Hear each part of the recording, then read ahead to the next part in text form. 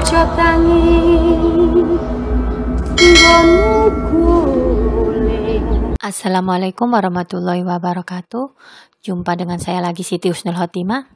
Jangan bosan-bosan, jangan kapok-kapok dengerin terus cerita dari saya.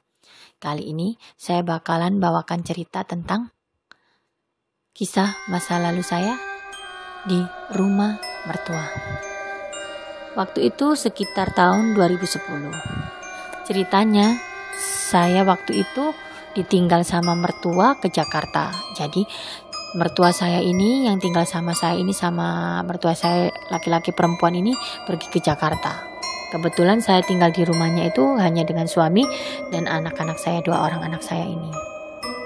Kebetulan waktu itu saya sering ngajak kakak saya buat ngobrol, buat apa gitu. Kakak saya yang nomor 2 ini kebetulan dia kan suka banget begadang ya. Jadi saya tuh minta bantuannya buat ke rumah mertua saya buat nemenin kita gitu.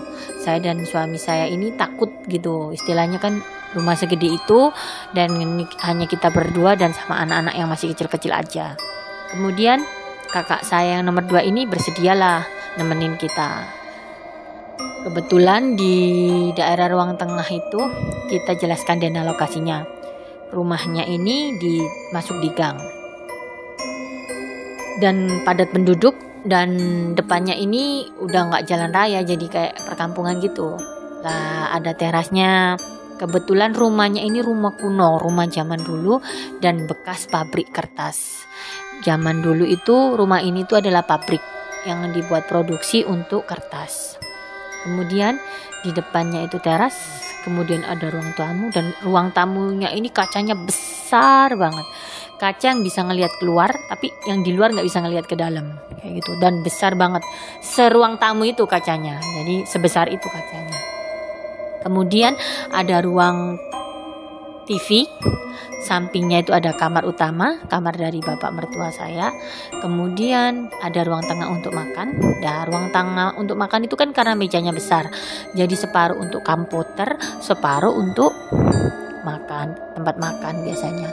Dan di depan meja makan itu adalah kamar saya gitu, kamar saya dan suami saya.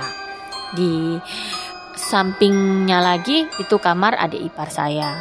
Kemudian ada bukaan pintu itu menuju ke belakang dapur ya. Belakang dapur itu di atas itu, di belakang ada sumur, di atas itu ada kayak tempat kamar satu lagi sama jemuran. Jadi atas lantai 2-nya ini cuman belakangnya aja gitu, jadi nggak semua rumah kayak gitu. Dan kebetulan di ruang meja makan itu ada kaca juga besar gitu. Kebetulan di rumah itu banyak sekali kaca gitu. Kacanya itu besar, satu tembok gitu gede, dan kemudian langsung nyentrong ke belakang.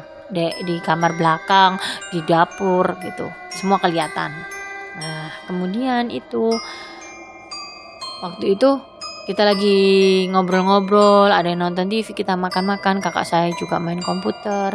Zaman dulu tuh jarang ya HP Android, HP itu masih Asia. Zaman dulu itu masih HP biasa, paling bagus itu Sony Ericsson. Jadi untuk paket, untuk apa itu nggak ada. Untuk internet, untuk YouTube, untuk TikTok, Facebook itu jarang. Kalau Facebook itu pasti bukanya di komputer.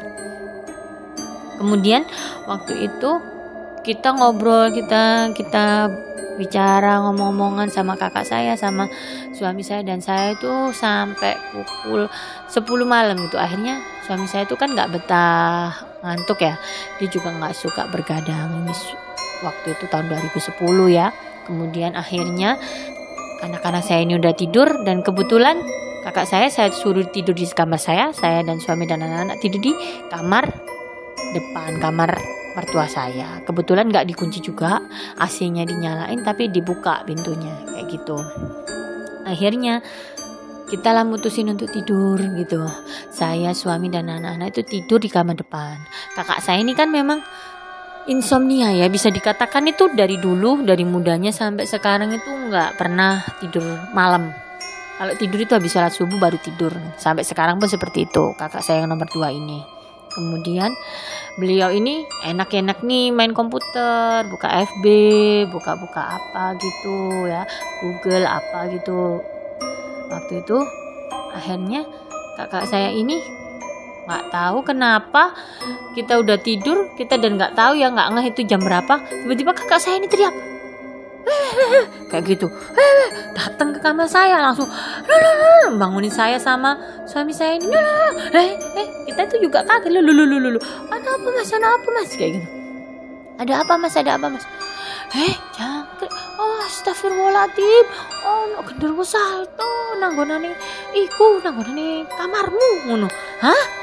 Ono ae, kata suami saya gitu. Terus saya gini, mosok sih mas? Iya sumpah temenan gak bujuk.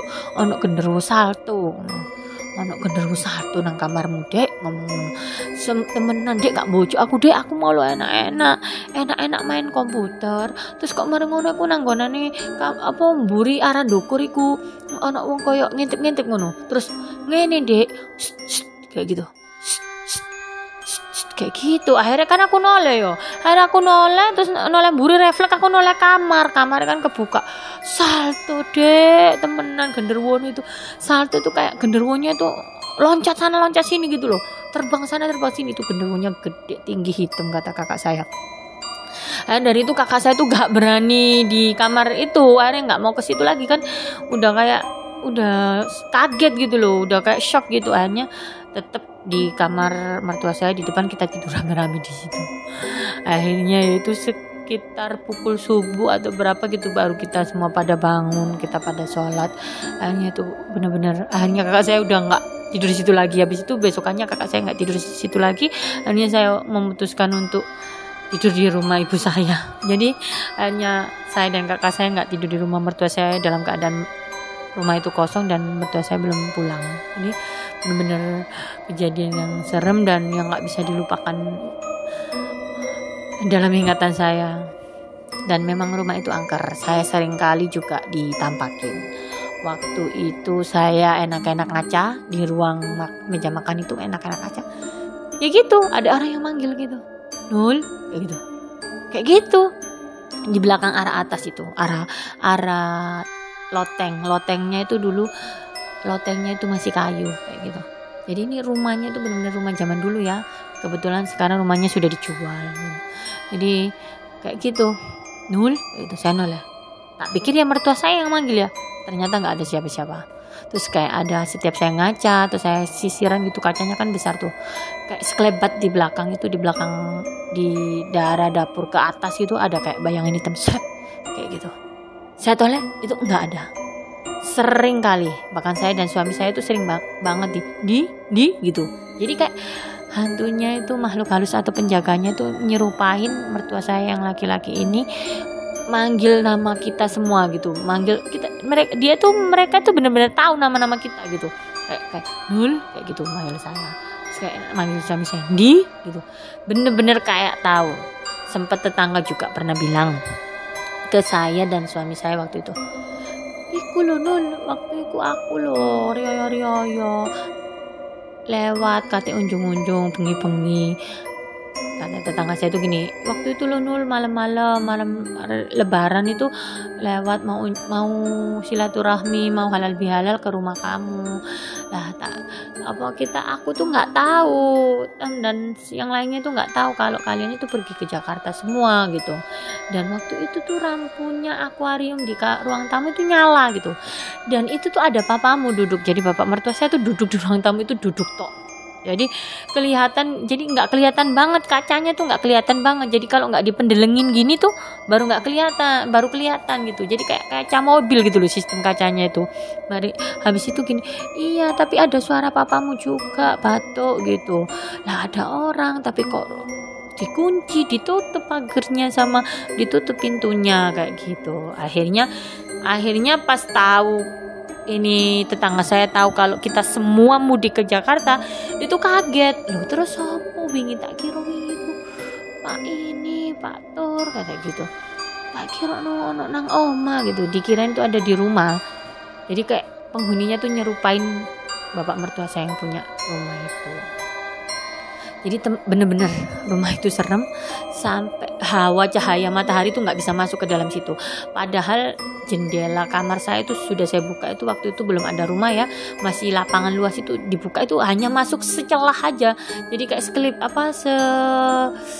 nggak banyak deh matahari yang bisa masuk di rumah itu. Jadi bayangin aja kalau rumah nggak bisa kena matahari kan pasti ini ya, nggak bagus juga kan hawanya atau apapun itu banyak, pokoknya ceritanya di situ banyak kejadian serem-serem banget. Sampai temen saya pernah, ada anak panti asuhan temen kita waktu itu pernah tinggal di atas, ngekos di atas ceritanya kayak gitu, sama 2 orang temen saya ini juga ditampakin.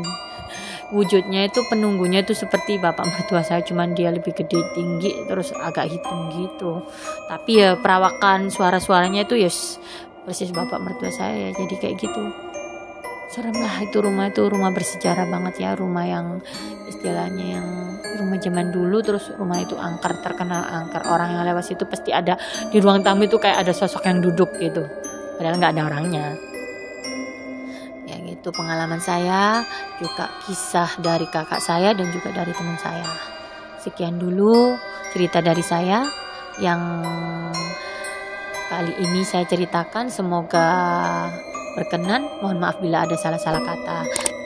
Bagi yang belum subscribe, segera subscribe channel kami.